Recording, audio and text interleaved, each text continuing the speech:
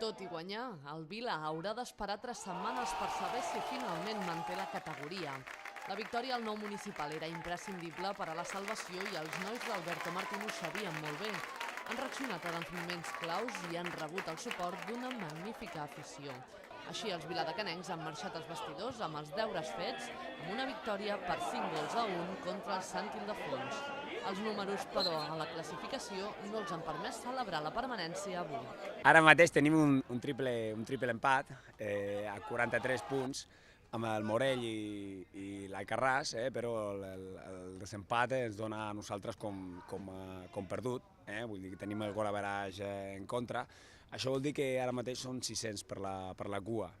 Normalment a territorial preferent baixen 4 a cada grup i el cinquè pitjor, que està a l'altre grup, però degut als descensos no compensats que s'han produït de segona B a tercera divisió, que han sigut 3, poden baixar fins i tot 6 a cada grup. M'hauria agradat agafar l'equip potser un mes abans, però de tota forma estic molt content, l'equip ha acabat en un molt bon to de joc i d'actitud, i la veritat és que jo als jugadors no els puc dir res, perquè mentre he estat jo, el seu comportament i el seu rendiment ha estat força bo. Estem a l'espera que acabi el play-off d'ascens de tercera divisió a segona B. Només caldria que pugés un dels 3 equips catalans que es disputen la promoció.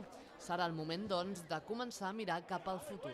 No? Jo suposo que tot estarà a expenses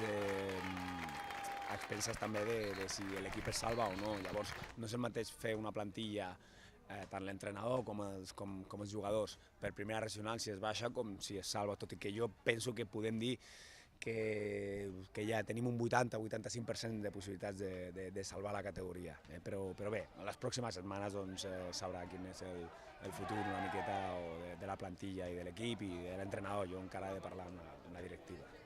Cal destacar que des que Alberto Martín va arribar a la banqueta blanc i vermella, el Vila ha guanyat 6 dels últims 8 partits que ha jugat.